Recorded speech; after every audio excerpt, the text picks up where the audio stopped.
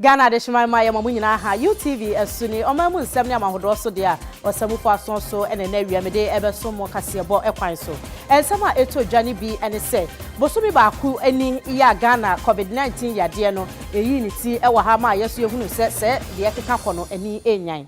ewo ensem fufuro mu nso asojafo ATC choko ni nyina ne sei sa mampanya hyemra se wonu ni so mu obi empie nipa enanti mom no wo mu de wo nti so dogo bi no aba na wonu mo eye de wo pe no ene nam so ma asojafo ti wo mu egu ho no mo esa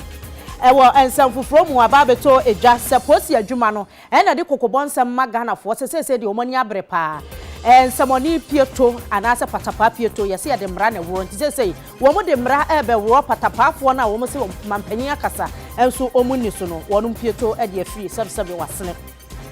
ensem fufuro mu na so fa wo hwe enkrato ho nsem so de atodwa se obi wo yade ni bia se kamia yese enyiyimu e mame nchen yese wo sister nya bi unua bi nya bi enjimu beto ade aye enyimu sika ne sa ne ma na ekoso no e wo se Ghana fo ejai ensem afufuro bi ka wenum ho e na wiam so fo ama Sarpong Kumankuma Gyasi mede esomo afa yenhwe ensem no akasa ababeto eja ya soafo a wono na ehwe enkratiro eho nsam so onmunyafo esla owusu edi tudwa se Ghana fo ya wonu anya COVID-19 yibi afede obi okra ne yesi wa test positive bia ne ho atono obi okra so a quarantine ya ye no mandatory aban se yenhye utu kwan waba nti yemfa won hye dem abiti abi no obi okokoto ade ayese yenye saa nyiyimu no yenya nye saa ekon no ebeye den ama yese Kuma wa sabato mpesua no mpenifo chese nipa nso enanya coronavirus ni bi nenum na ahweremo enkwa omo ahyebedwani onmunyafo oslewusu ekufune de nsen wusu etudwa enti osere ne manfo ni nyina sese nso bi enya yade ni bi ya yenhwe ene ya ntwetwe na se ya ntwetwe yensa wono so basa ebe ha adwene pa wode to Ghana fo nim se enye yenho ahwemfo ne betumi aboye papa ma ya tena se ache nipa dodo na yehwe won ho eto won timaye nka se we enya binti ye men no time ma yare ne wone ho ne de nisi ye ben no ne ebetumi ahwe no yare ama wanya yaresa enu akire no said obi anya malaria na 3D ana cold ana flu bi ana bibia ne ho ato no saa na ne ho to no so a ebetumi ene no esan timi enye stigma na ye mpampam omo anya yare ni bisa a wo ho ato won no afiri ye ho wo hwa Ghana ha nipa dodo na enya no emo won kra ento ho no mo omo ho ahoden omo koba nanso yehwe wo mogya ni mu a na asemo amowa ni bi ewo mu omo so betumi di asai enkrofo nti ne yesi yen isolate won na yenhwe na yetesi won afiri wo mogya mu kra yetumi agya awon omo atumi eni yen esan nti yenya hweyie ne anya se yebe pampam won afiri yen ho mampani ayayadom na wakase aban na efa ensuo ekanyina ene kanea ekafa no eno kire se wo se ehia kra na yebugu yenso yenkane asisua kwada bi aban betuafa wonsoso betuafa yeson na ene beboa yen. Let's all be careful na hwa yen adepamfo tailorfo omo ye tre coastofo ne ade obi adwuma ekofom Openye peso kra Frankemu ede ema PNC amayuko no Owura Samson Asaki awingo betinso ekasai no kire senke be yaban wonfa pipe sisi mie ne nkrofo mbu ne kwabeboa it say o ma bensu anaso say yanjai water nsuo be free amagana for ina ma me for this opportunity to appeal to the government say they should also let Ghana water to come around the communities and erect standing pipes in strategic areas so that omo amu ni nsuo wo mfi no omo timi kwa because they are free. But some of my residents, I have my private residence. This is running in my bedroom, my bathroom. How will I give a public to fetch? The only fortunate thing I have gotten is that me understand the pipe our bunting, and me say our quality tank our bunting. So me jai say mumbu. But obi our quality everything to the house now. How would such a wall gated house now? How would the people within and even send a young name say Ghana say obi timi one next neighbor cry munkasa. So how will you open for such a person to come and fetch water from you because Aban say and free? It's good say and free, but me just say they should rather appeal to the Ghana Water Company to come and erect standing water pipes in vantage points so that the same Johnson how over yes standing water because pipe na higher area you know more nsuo no mbetima ba bebu. Ghana posi adwuma no mu mpanyufo de ensem bi aba abonten na wansam a workano we Director General ma Ghana Police in charge of national operations that is posi dwuma die ahodo a wodi wo memu no panyina woda no ya wo ye DCOP bedu pepra de atodwa se de omani bebre Ghana fo so se pa se yada lockdown yimu a mfa se ene dudu ndan a mampanyi de ma ye enura na awu amya se fifofo ase na still lockdown no enhyehyeye no so so many so dia any umbatende zukoko e dia chiro. Now we have entered the third week, so we expect everyone to stay at home. If they refuse to stay at home, now we are going to arrest people that we see lottery. We expect everybody to respect the presidential order. Stay at home and then you protect yourself. We don't want people to be reluctant, trotros, passing people to Accra Central. We are not going to allow that. So from tomorrow, we are going to be tough on them.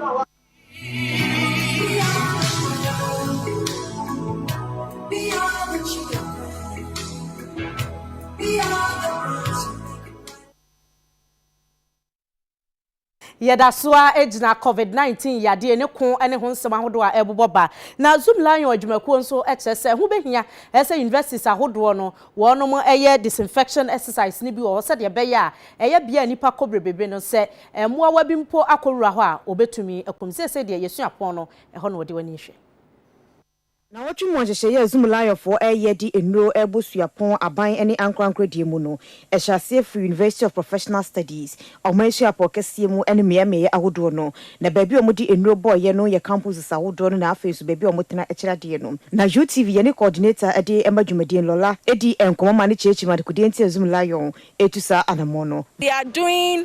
11 universities. University of Ghana, KNUST, Central University, Cape Coast University, University of Science and Allied Service, Winneba University, all the public universities. We're looking at them. But I say students no fear no.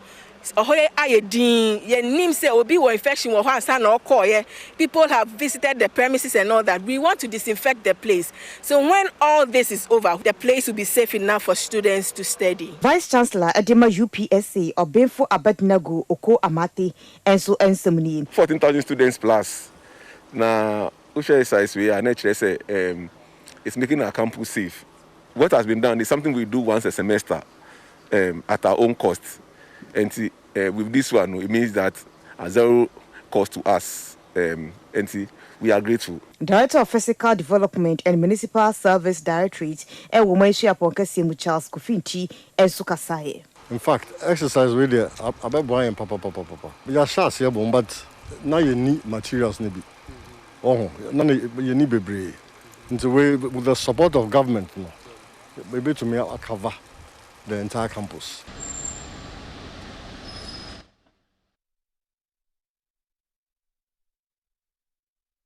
Asiya ehwe enkwada ma ne mema bambo ho nsam so no wonom kyerese Ghana mampanyi ahye ese COVID-19 ti ma yempie ye mbobbo adwabo ahodo de a na sefata se wonom so a wonsantimi enko wanom prensa dakoro no ohwe panuane ema wonom nti efuo Sunderland Park wonom koche nuane ema mobrowafo Mane chenuane ade amase bi wona wo muni bi e wo Ghana se bra ye wa hoyehemu yi na so ye hwe ema enkoda ne omanfo yedie so nadmo na afesu emfo na akabomu ma me Cynthia Mamle Morrison a oyo so afoda so ye na no e kase na o chese nipa be apem ene ekire ene edi nuane amomo efu Sunderland Park a ene wo enkran na hunde dodo an we begina ministry ho na wo se lai wo beje ban eye hunde so begina ho dem so a onye health won observe social distancing. Na secondly soon oma on look fe there bia edibaninti pa be obejengina hodam it's in they decided together with Accra Mayor onye military day eba mo abaha na nadmo a higher bigger place in MMDCs no onye nadmo officials on our Bahaya Chamon, and this will be the norm throughout the period. America one day you observe social distancing or very important. Because here ban on your kesuwa hunting, ye who may sort if you don't yeshi into observation of social distance on your betcha one. Na ye chon may so borrow on sound to wash ye the Veronica bucket bay, ye the soap, ye the sanitizer, in Sheduma will fear to crowd warba. Ye on the use of all these things. I'm a walk of fear crampona. wetum aye Enkrakropon penyina wada no onimonyafo Mohammed Ajeso a odi na nidi dwumedie no achi no ekasa kyerem siwei anya amanyosem. Government Juanina or the Banu there, and is going straight to the people. There is nobody who is involved. In fact, the distribution of the food at the local level is a NADMO, normal sad distribution. And the gender ministry prepares the food, the gender ministry gives out the food, and then it comes to the assemblies in Greater Accra, the chief executives working with the NADMO leads in the distribution of the food. So gender ministry, somebody Juanuba, omudi omukwechi, na edi ama NADMO for omuno omuchiche Juanu Ekoran. That is the order of the distribution. That is Excellency the President himself. And near the politics behind him. I don't know where the politics is. And if anybody is doing politics with it, please fish out the person and let's condemn the person. Because it's not something that anybody will countenance on that. One ye chain ya name Musa can be any so daban wasi. I don't know my name, my chama so bia so. I'm going to say, when you come near and when you come over bia, Tinyamishrano. Why? A buy a Kufado as say by the Bianzo, a bar or my Duanidi. You feel so in your baby pa da you be a Shirankano. Say what's my side can see a boy and so and Sakoya no crack. and she say na nado e de agu akwam no omo hwese se omo bedi so ye se wo kokoro nsa no wo kokoro nsa nsuo running water they say 3 months ni o se ma ye ntua water bill enti won nsa nko a de obetima wo nsa any soap uwie a no wa pepa won nsa fine wo sanitizer na wo di bi nso aye dey afa won nsa na watena fie na ye nimra no so na watena fie ka setena fie atena fie e na omo so so omo cycle omo gyina ho ye bre omo duano no ye ba na ye ka so omo tete omo ntem na omo gye duana bibia anya fe na nado so so de esi na ni so no atimi abamu Ebusiafo beje di ese COVID-19 yade eye coronavirus no beje adwa ewo man Ghana mu hanom no ene dua yi eye bosome na enema hodo a esisi bra yete yade nka edi bedru sabreye nhihye ya hodo ampanyefo de agu akwan so temamfo de eno ne yeje bre na yaboboso Ghana mampanyi na dankwa kufuado editu edwa editu Ghana fo nyina anim se yade no ho asem enyan ne senti wo twa America dollar no $100 million na wode to hose ensiachi ba ye de beko yade no de afiri ho eno enanche no mampanyi ade to dwa se wasre sabre abamu mpanyimfo akwantu no mu enya isanse yade no akyere wonkofo ama aso pa ehu enti senye se bia wode na ye mputupre yade ehu hia pa na chief of staff asan ase de ne kokromotini nso ano de aso ano a wo ya kro no wo ya ban dwuma ye ni ana kyese untumi enko enu akosi ho a ya kwen afi na tra na etre Eniema ni bi eye lockdown enseseye ene se yen tutu yapno ye nyina yen hye wo bi enkwa adwuma ye yi nnwuma kuo mako bi ya yen senjofo ye ka ho bi se ye ne betumi adi dwuma de aboase de be ya ye be COVID-19 ekon no enti yi yo ne ade nyina amampanyi de so to so enum ho kora no wo se wo be ye yi ana wade kora enipa no memmoro na duonu ne mmoro ye so bedru baby na chese emu ayedinti ya sesa ni nyina ayede lockdown no eba ya obia ehefie etia mienu niema ni bia mpanyimfo de gu akwaso wo mu ehu ye ene se afei na community case the friend say community spread no edoso na asase ne de aye imported case wo mu fira amanane ne baaye na yade ni bi ewo mu ho afei de wobi ba ye kwasra wobi mu obi kwachia obi na afei adane mantam na yade no eti atesenti na no so ani enyan ya mpanyifo be yi Ghana fo nyina sotire ese yenhwe ye ho ye na afei miamia hodo a wo ma ye contact tracing no na chese wo be fi ase atese nkofo ewo ho ahwe eno enanche ye nura eda enkre beto dwa ene se oman Ghana say COVID-19 wo mu attest positive no eye 556 ewie yi de enya meto dwa asat enra no na de ababeto edwa na chese ani enyan etoso biewu de etoso miensa eye pinche ahodo ekoso wa sojafo entemu ye mabinum ya dankoma so odin ebinom wo ho no mo a asogyafoɔ bisa wo mo wo kwaya obi timi ka se o wa fe ne girl wo kɔhwɛ no niam basabasa nti ebi di abufuo ba asogyafoɔ ne aposifoɔ ne bi mu ama na akwakoye se niam ne bi wo ho a mo ya aboro so ni nyina nkamfua no san hyehyɛ ne niam a edi gu akwa so nyina no nyade a covid-19 yade no kam ya ye se ogi na bi akɔfo mo pagya na epagya kɔso afei de etoso enan enipa dodoɔ ne nyumakuo ahodoɔ ya na esefata se wo mo so ko omanfo mmoa ebra yade ati atesei omanpanyini yese se obi betumi aboa na wo se wono ankasa manpanyini di domonim na wono so eye bibi kire ansa na obi atuanamo ade achenti na boso memiensa manpanyin yense na katua de nyade a obedi bie wode na katua ebema na yede ako yade na boso memiensa na bedi ache esoso etoa so saa pepepe eno na nkyɛn etia num eye kolebu doctors wo mo so eye so obekɔ strike sansa akade ne niam ahodo ese so wode bo on ho ban no enya de a won ho niam so akonkro nti wo so ntimi fo nkwa nkoto asanim enti na kyese wo bete atua enum na mpanyimfo ede nhyehyɛ egu akwa so a sese wonom ebo adwuma de to so enso omampanyini de tudwa ese eyade a wo beboa na April May June Ghana fo omkomu aho a wo mo na ene sei wo sese ensuo eho kade obefa ede ato ne sere so ya wo ma obi a entua ensuo ka bosome miensa edi yanimu na sese ye bekọ ahoma ne so yenua bema McBaron ewo Kotoka International Airport na de esi wo ho no waboyemu Mark Mahan yo me jo so onima na yo Kotoka International Airport na COVID-19 by amama bebre na ajeso na South Africa for ayomadwen se omo citizens omo Ghana ha say no omo before mo nyina akwa na so omo be repatriation na evacuation then they abedu ha na ehwe say exercise na kwa ne say your ambassador no ha say ya e pese ne kasa kakra ne bisa say adenti ana ne aba ya omo pese mo fa omo kofo nyina fi Ghana ha. Hello honorable your excellency, you are welcome to UTV. Thank you. Please can you give us a brief about why today this whole exercise is taking place? Well, we are here to repatriate South Africans that were here in Ghana. They were here for their business interactions, projects. Some were here for meetings, and a few were here for tourism or visits. They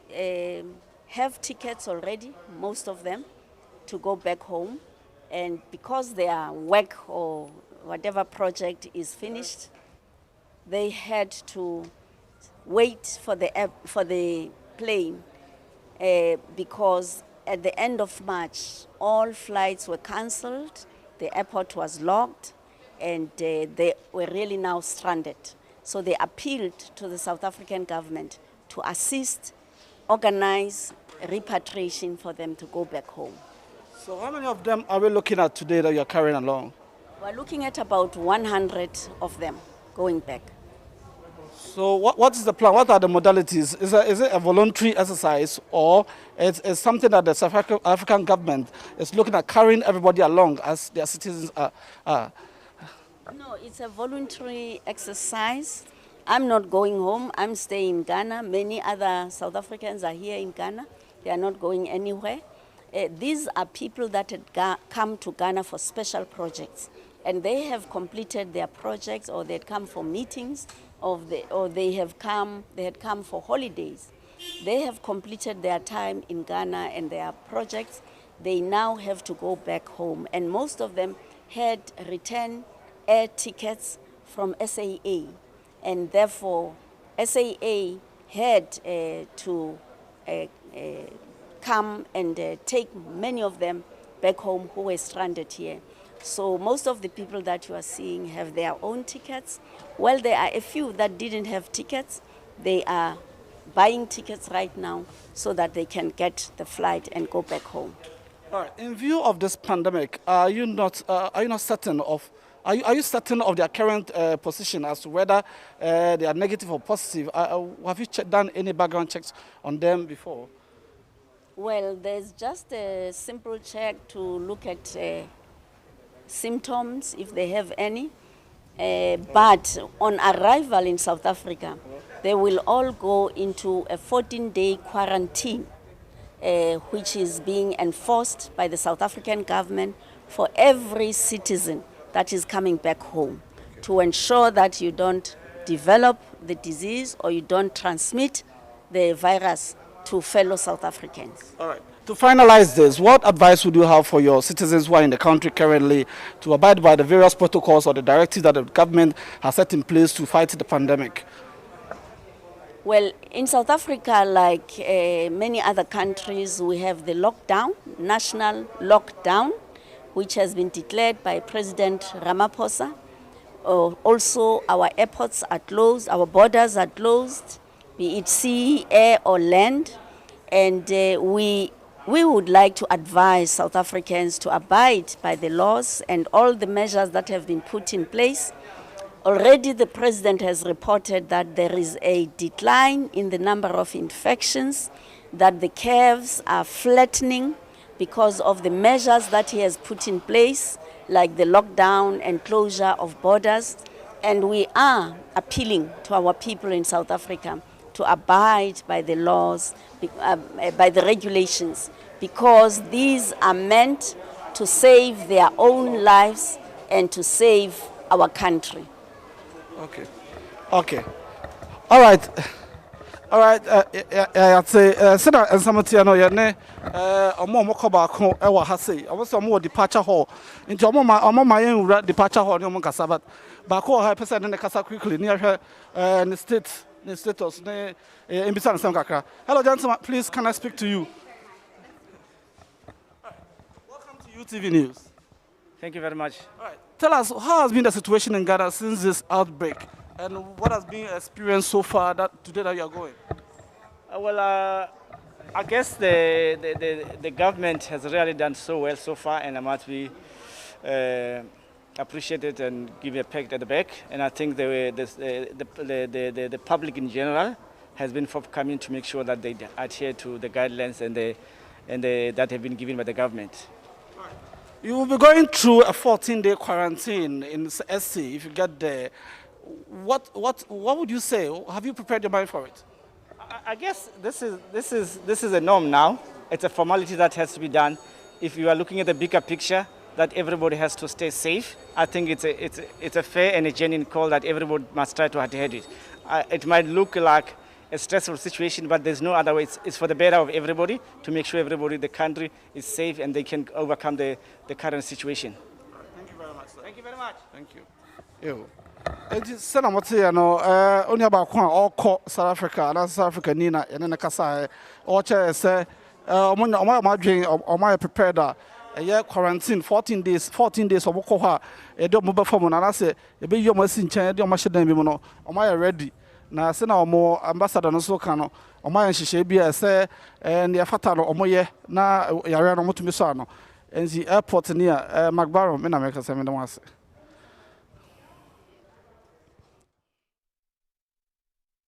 Yeah, abusiafo ye beda ye nua bema no ase papa na said ye nim no South Africa this year na wonom mpanyimfo ba befa wonom de akro nti kuntuhwan ya ninchi na ekonti say de womo eko abusiafo ye to so ewo eniema dumienu asisi ni mu a me bedru etia enso nti say ye ba enwotwe na nchi no ahwe obi si ye efa heritage fund ho na ene say bra ye frɛ ɔsoafo ye ɔhwɛ ɔma sikasɛm ho nsɛm so bra ma hyebedwa fie mu no ɛsɛ ɔma kyerɛkyerɛ sikasɛm mu sika ye twa to ho nsɛnka ye te sɛ no na afei akwakɔ ye sɛ wɔse yɛde yɛnsa kɔka heritage fund edom kuma se yampene ebinom se piakfo kra tietie mu kyerɛ sɛ nyade ye bɛboa yɛmpɛ kwan foforo so a yɛbɛtumi yɛnya sika de ako yade no enti na aye encheno ahwe ni bia eba aye covid-19 yi ensemo esisi ye ni bi afei edom kuma wo mrahye bedwafie so any speaker enya encheno ahwe ekakra ene sei speaker to nsafro mo so wo mra na o man foto samfo ncheche ensema hodo bi mfa nche omo ema edom kuma na no dani ani owura Mohammed Muntaka Mubarak mu nyina ache se wo makwa akoduro mo mpeso aso se yade no so ehu entu omu ntimi nsa amankra ha eno eka niema ni bia esi free se yade ba ye na ni chenchenche pa ye dwom a ye ko spray ho market ahodo ye disinfect ho no mo se de be ya yade bi wo ho no mo a ebetumi ayi afi ho na ekum emoa wa de yade no eba na sesi ai de ye beko abefo ententen video so de friend say Skype bi na ye ne Nana Yawo akwada executive director at the Bureau of Public Safety akotwetwe enkomo wono de nsama hodo bi aba abontene ya ye pese ye je ni nchiremu epa eye mira mo ha amo akwa baba UTV so Mejo so mera mechia wahwefo nyina yo nsama amode aba abonten ene se Ghana ban ebe ya wonhwe nanka yenye 21 day total lockdown na u ede nyina so anase nhwehwemu be na moye nti a mu de sa futuo yi ema wo be se ye pasia yukura nkofu osukom na total yo mina say brano no Bureau of Public Safety share ya been for from one associate agents and as a technical leads no a review your situation regarding COVID-19 na ababe tudwa say hwe kwan a coronavirus no edi ekeka no ho ewo nipa mu a ehu say yesi ye betwen na yedi statistics and as a data echiri a fight ye pese yedi coronavirus no enim no abribia ye bedi nechi na ye experience I draw from across the rest of the world che say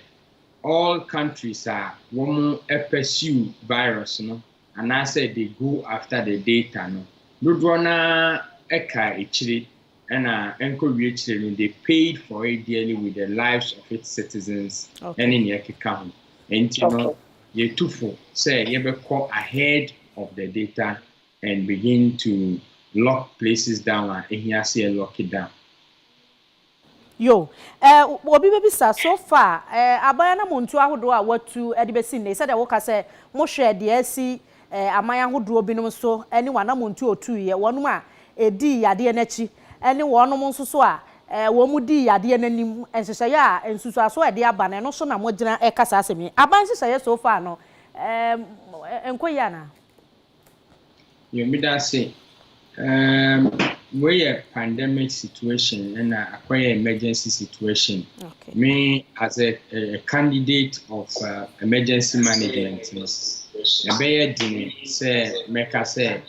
a buying in Shisha and I say a buying modern bono and so any tradasa. Nemo minimum say mecano say the anamo buying it to any Shisha buying the guacum. Be brain now or what he bit me ayen ye. Yahoki campo yedi etu yadi so anamon no metimika say yahoki kanu wo form kakra so wo hwe na wotwe mienu achi anase me sechi ayeka say aban unlock it down 3 regions no aban twetwe ne nasia be na wotwe baako ansana oba be enforce sa lockdown na lockdown mpo bae no wanyano over the entire 3 regions. So discriminated areas within the region. And no your lockdown 2 weeks and now yade no ahwete akọ 6 regions and then me no ka say I cover 10 regions so 10 regions no hwemu a technically and Ghana na nke be ka say I cover 9 regions akoka only 1 region. Enti yade no abahwiti bebia enti say de hia say aban ebeto omamu ni nyina mu na ahohihia nsema ebebe mu no yahwe no aka no ekire say yesi ebetina ho ebetena ase na yakaso amanfo ho bekwa ahohihia mu amanfo ho bekire won enti no yebehwe ne yae no na se ne yeka ne Ghana no tot a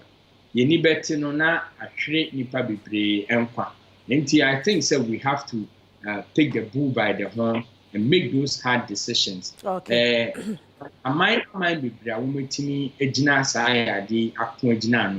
They took very hard and stringent decisions, and in the end, it paid off. Yo, Mira, yan show. Sir, o can say entity and church fire dear hono. Ye miamuno. Wo kasi emiemu a ekwan be so kasa no ne ne se ho emiemu na aban miemu a osusu se omanfo betimi ate de ye ka ase No, me that say my question is related to education. The GDP say education in the I was say in terms of reaching the public. Be seen ne one say NADMO well over 100 plus district and zonal offices across over 200 zonal offices across the country. Yentimi ma NADMO fan home jisa campaign towards education and building resilient communities. Ya restricted to the top at the ministerial level and only in Accra. Meanwhile, we are looking at this as a pandemic that is hitting the entire country. Mentia SABC and NADMO is not in leadership of this fight against the pandemic. Number two, so we share and we can special population support and as a relief no more. And also we can say more than several groups are already woman. And when you hear some Abedani Bureau of Public Safety, one group alone has over 400 people. And then because I'm just working the line so that I can link them to authorities. One way to me, a team has been working since last Thursday. It's been very, very challenging. GD says NADMO and also November relief efforts. And also a bit to me, Breo said they have the network already across the country. Near Tosumi and about contact tracing and monitoring. The response team NTME and share specific arrangements. I want to do a tracy and I say monitor isolated persons. They say you catch so when you are the na I know you the bit my catchers okay. Kofie kona kwa isolate seme pie seme kwa 1990 seme kwa diafra seme kwa shop obi enu ha o monitor. We don't know yenim se obu ho nso mo yes adia. We need to know. Russia at one time they deployed over 2,000 cameras isolated persons here. They monitor not South Korea and they were deployed technology monitor self isolate. They are sure and they know say you are self-isolating. And so we really don't know what goes into monitoring of self-isolating in your account. I think so your method of updating your numbers, let me say no so kakra. We should be able to work to come up to daily updating. You bet na 2 days, 3 days answer. Yeah, the update back 2-3 days answer the update back updates in Shedibe is in their tens, it will be in their hundreds. We feel say for such a pandemic, you need to consciously, continuously be on the minds of the populace and keep awareness going. You cannot hold figures for 2 days before you come and publish. As soon as the figures are available, you publish. Say almost protocols are one day approve and answer endorse it for publication and they should find ways and means to shorten some of these protocols so that communication management this time of crisis, will not leave too many things to gap. Mira, ya beda ase papa ene awie wo obre ne wadaje abusuafo nana yawo akwada executive director edema Bureau of Public Safety wono na wono ahwe nhye yahodo adigu akwa so say de egusu a esie yade ne kwa na ekwa nanim ti wo mu stress nka aban wonye total lockdown yi bi emfama yen se de be ya ebetumi aboa ama yede akona se de wo mu hwe animu se ye no a ebeye no eno ho nsem ene ho nkomo na yakwa dino enti bisu se sabredi empanyufo enti nyina yesempa papa so pa ahoma so a wose ne yie yom na mum enye nanum de eso enti nyina yenhwe sa ensem na yekọ ensem fufuro mu ana abusuafo yede yani eche lockdown ensem ya emu ababeto edwa ese ghetto bi ewo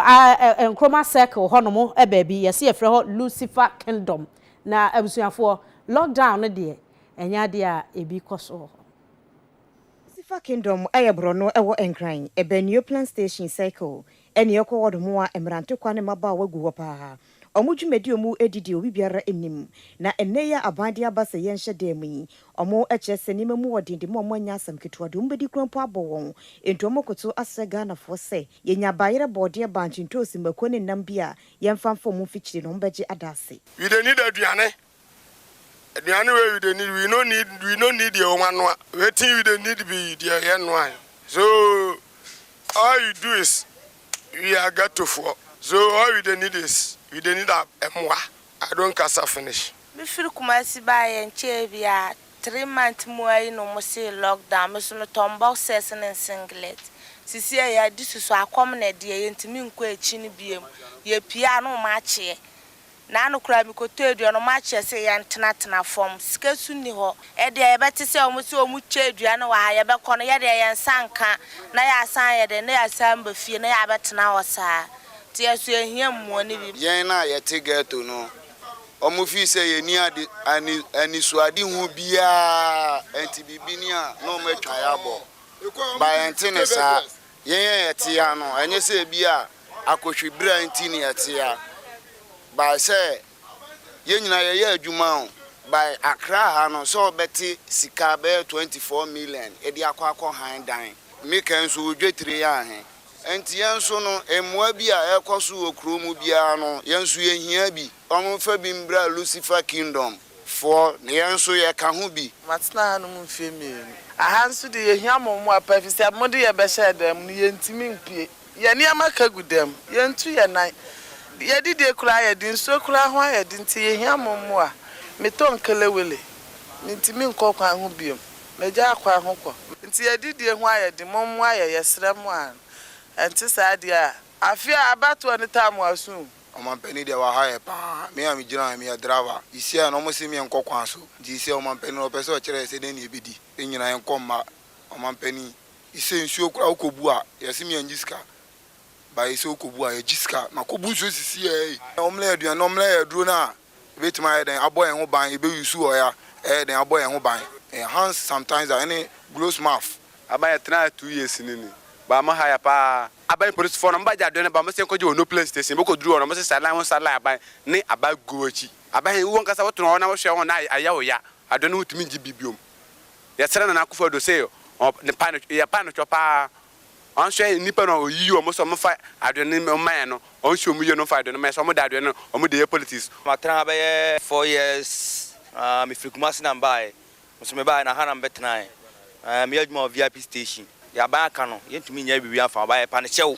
ya be kotole tu ya be junso e be kotaduane o agi ya pie sika no so e bi wan fa ne ya pie akwa kotaduane no ni sika bi o ba bia ne de pie u pie so a police for chewa akwa she police station the kra ne say ya slab ban se e pa ne chew on de e pa ne chew a o hwe ni hu e mobo na on de waka no o so ofisi waka na o ba me ya disu a on de onye ya sede ma ye ebusia bia mboa me manante sound so some who some young kasa me bo me bra na me betra ha so as the situation is hard na yes am be lock down ye mini bio no bio hwe me nim me chimsa kola me sa 3 on be boy ma ya ti ha especially magubolo gas ghetto gas be na ye dey smoking ye dey wish because you say you obia ma ye dey nka ho nti adwuma so mo ye free we nsu free a mo mbo aye kakra say e benya adwuma aye adwuma ho nya aye pa me say adwuma ho nya me pa me pa adwuma aye Lucifer kingdom for de na yekotie ne yenko pechi na yenua abena japoma e wo ho de esi wo ho de fa covid-19 hyehyeye ene se de omanfo asetena muti wo ho no de atodwa abena ma hai so me pa cha pechi de na esi wo ho ene yes one se de na enim no ene ne de toso edu enuma mpanimfo asese wumpie enkwa abonten kwa ebi papa bi dia enetineti na uba sentimentum hanso a ufiri manson kwanta anaso oboa se be sanse atwoma kwanwoma eka kuro na ehye lockdown asinti no empanifo atubari akese baako ewo pechi number 1 eno no ewo ICS school nanim hwa na de tiane set memufon bebre na hu se wo sika mu efiri manson kwanta ba na so ofiri kuro ba besia manson kwanta na asafo ni bisa so wo kwa hinti no sisi adoma ya ni so mudu bari na no aka mo madu baby asafo ni gina no na ka na gina na enipa ni hina esi Africa ni mu asisi fom na ka no atwemu ko enti ka ni twemu ko na ma fa bari ne ho saa akọ abo mu nim se wona fom na wo fa bari ne ho de anya de se police ni bia baby saw se wo ko he anasa wo ko he enti no an so mudu a no masi no ma fa bari ne ho tin so mu twemu baby police ko ni gina na afi o ma sansa fa akofa ka akofo no ma so asom sa na o mu fi krom eba na eye na to o mu se fi krom eba be sen kwa manson kaka no se ya no mu hina eye na de ten se na no pembe pie mu ha no na enipa na eba na bi mu okọ o mu nye Ghana ko se uti o mu na udi kasa Ghana kasa ni bi so ma se mo mu ntimi nya no na mi bi se bi mu so mu fi hin ebi mu so mu fi Burkina ebi mu so mu fi Togo o mbe ye adwuma bi ewo ye manson kwanta se so mu ba besene akoba bi mu firi baye na timamfo na wo petini so ayade ebe o mo se enkofo bi ba na no mbodom ebe pie mu ha enti wudu ha ni ehya oni ye no kasa na ta wunye Ghana ni a mo wagina ho enti saba mi kasa de nipa be edu ya chi o mo agina ha o mo no o mo nye Ghana fo o de Ghana kasa bi so mo kwan kra o mo ntini nka ba bi o mo ko ya fe manson kwanta BC a wono so nam kwanso ba wa sese wa fe COVID-19 response team so no so eba se na ba ye nipa edu na ya bobo ma no ha no o mbetini aso ma kono makwakoyo mo tese ma hu se yade no o mu wo bia na so mu ni bi ntanti sa wo ba peti na ma 1 dia bawia na wo mta police fo no wo ho mu ye adwuma de so wo sika mu kwa na ebisa wasam unam bawia no ho dia enya de so obi ebisa asinte no amsa amanfo etwa mu kwa basa bawia ne de enya de se eye ntanti wo peti ha dia se ne ne ma sitie e wo ha no eno no Okina wo se hwana afa manso abesi pechi ho no ede adwuma no mbeye wa ha na omuso omu ye den no omutimi twa ahye ebe pie mu abedru manso ho no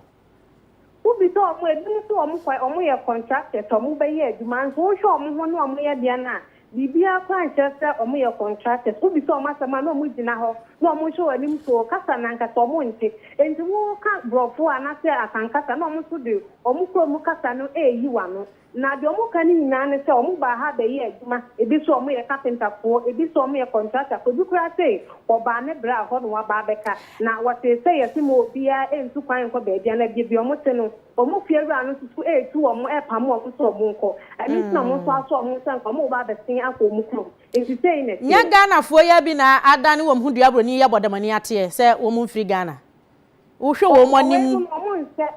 omu nse Ghana fo okay omu anim no nse Ghana fo okay yo abna ya beda ase kosofo ani edi eche na ebrepam ye besan aba wo nchen yenko atwe mantam yenua be ma Charles Aju wo ho no mo na hososo de esie wonfa emoye so wo mo soso etibiam ene said ye wo krakra ho wo yade nsem say na eko Charles maha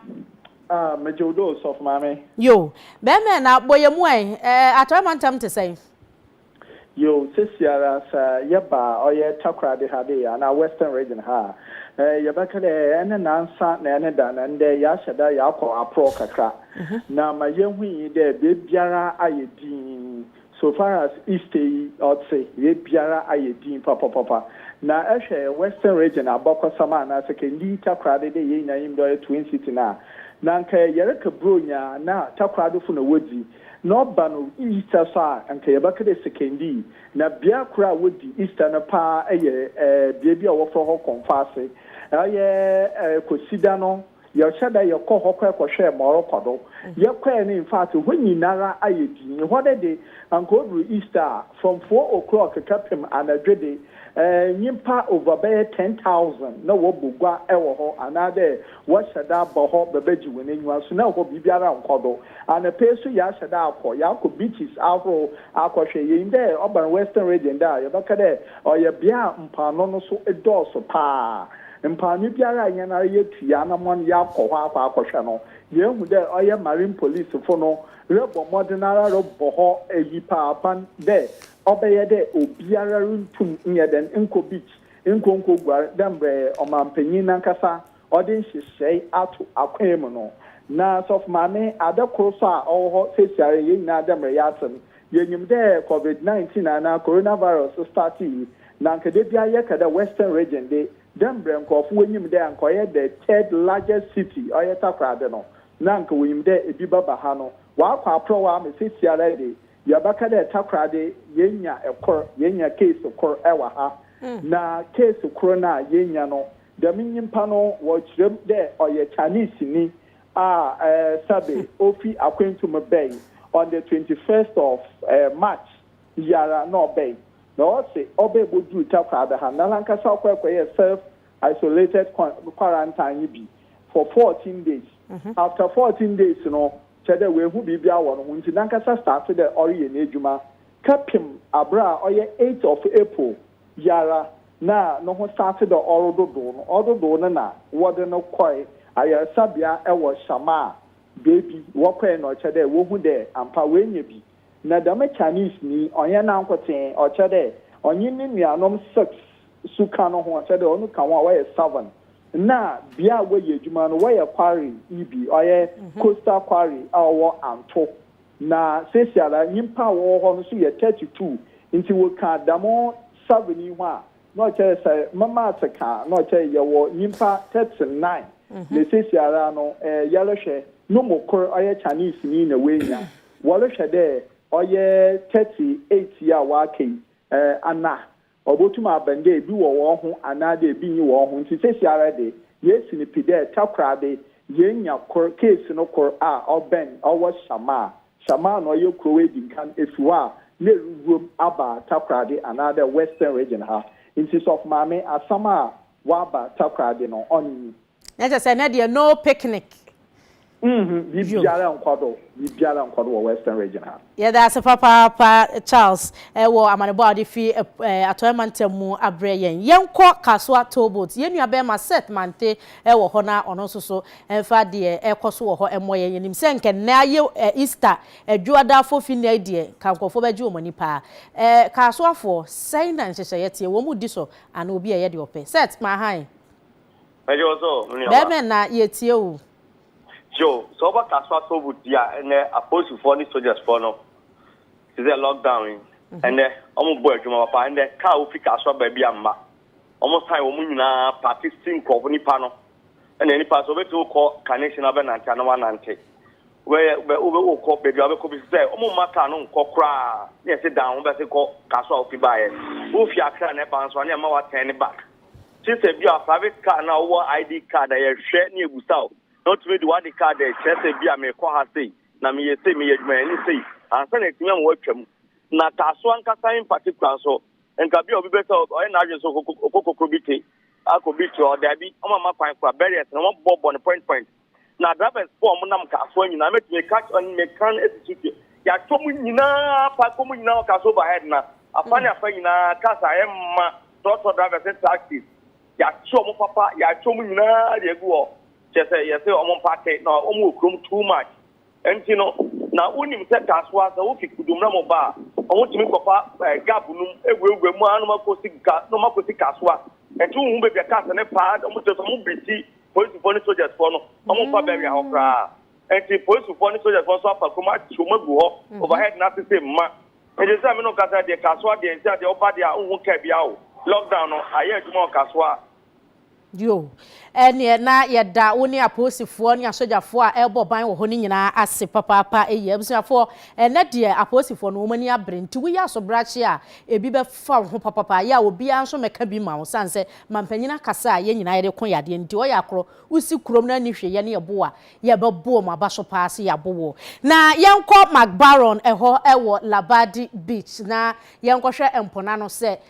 omafo ya picnic na omo hyehyɛ dem Mark, my hi. Hello. Yeah, maybe Joe. So, and I thought I would do about the big cafe. Can I buy social gathering beyond the giant into car beaches. So, then for Baha, a jare, social distancing, some virus to the place. Social gathering beyond your giant, and never be share beaches. and they bedu Labad Beach. Yeah, if you say, and some to say what I say, and I will be who has say no. About before I say soldiers were police people who are say more by what say more beer and mahase Emma Majare or Marasa restrictions the idea to acquire me more beer maha and Majaremo. It's young Samuel, police PR for Greater Accra region, a DSP of Fiatenge, about Todo Hase, in the baby side and some Kakra Afa. Abamba some Modia Tuja, say Omodiba protect the various beaches no. From invasion and professor mobile baby in the back sir. Or him I about UTV so. Yo, my Joe so. The baby say and Shaben and what they talk almost say your beaches. The beaches no ward off. And also mobile you be a few no be a mass and then Jan home towards the COVID-19. Yo, Meda was say your shots here say enforce restrictions say a Juma and a bumper 4 a year. Na yenim say every year bia no say na baba ye ritual say Easter Monday bia nipa dom na ya na titiri omode omani ehwe eye yensuo ano beaches ne ade na ene no yenim say na akwakoye Easter Monday ni die eye den a nipa dom na bi ebesan ato ani ahwe ha na enam say ye nyina no ye eku atia coronavirus ya enu nti ye mampani ene aban ankasa e de ato ho se ye mu bia na ye hwese betiti mu na afi no ye niema bia ebetumi ama yare no atene akọ afi ne kun ne baba ye din nti no enim se anye bia ye den a nipa bi de aha no ombeto omani abaha nti ene wo hwe ya prosifo any soldiers aha sa close collaboration that task force no na omo wa ha fiti anu pa nyina no omo wa ha na uhwa ha we no so enye omo sa keke we marine police fo a chese ya hyeda atete omo a omo nim nsuo mu adwuma na chese omo ba omo ba beboa se de be ya nipa bia ma ha na this time around no ye nhwe se wo a wo ba ha ne pe na ye kire wo obi bia ono so be bie any of these shops bia no no akwakoye say sports ni ebie say de nyina enim say de beaches na ya yekọ ade esitie no sa afọ ni nyina so no ye be kire won so aka ho nti obi a ntina fie enya ade a ye hwe say sa nkabomu ene say de nyina age yani no enne no ebekoso ewo eye beaches ye won kra ha nti ha nyina no ya ade a ye secure ho nyina from a ha to kokro bite ye secure ba bia ye ma obi bia ema okay say bibu ya so brache na ebi amokoto on ba bia na police mo decide say no mo be o say we ni de ya kan de ye kan ni say de ye ni bia no ni nyina ewo ne mra kwan so nti na act na ye de ye adwuma no act no imposition of restriction act no sa 1012 no section 6 no da hofita say wo biara ye obe violate any of the restrictions na ye de abani bia no wo say nipa ne yemfa nyina court enra approach for chichi nipa bebre wo hwa ya sha say ye compile all the arrest in the door so pa na ebinum kura hyase e wo court a mo so say de o mo edi kan de o makọ court a ebinum kura call ye no court say ye ma won kọ into court na hwa asan remand won so mo nkọ hye process akache na yensan emetie won asem no into ni nyina ye process a ye hwe na wo bibia na ye benya wo say wo no wo mfa ye de ye kan nyina nya adwuma na ba ya soden no me afia nya me na me ba be prescribe punishment de ama emra na ye de ye adwuma no no ade ne punishment na hye ho say we say nipa no say court ni tie wasem na say wasem na enye da when jailu kra enye a minimum of 4 years and na say obesan so jailu on even on the maximum crampo na not beyond 10 years into one kasa no me ne wo kra ankasa de we me be ya desuade bi de na say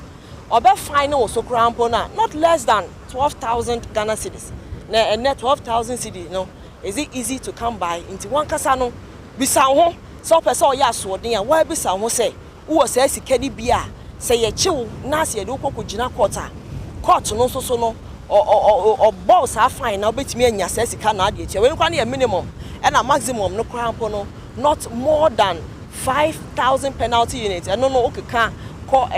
Ghana nurses bi we do na na eno no 60,000 Ghana cedis nti we no ya dia otimi so asotwe ye no de anya afi ne ye be so mu ni ye jojo de bi ye nya ye ni time kra was ade no na emo ye be ma emra no aye adwuma yo senior say no police customer for DSP afia singe acheche nsemu nyina Ghana for yemfantu ya hofo na ehwe se beaches and as very social gatherings nyama ya ka yesi ya band no yemfa nya adwuma na social distance so yemfa nya adwuma enti ye be koso akọ other beaches ne ahwe ne ekoso wo ho na de ehon kase bo so bebremo enti edam ase labade beach ne me dia na magbara me dam ase Busiafo said ye nyina ye nim no ye se chiame anim asenka wo se na masomu a we de mo amate e wo masomu ye gina we so na yakoto enkratia ho ye ba ye beto so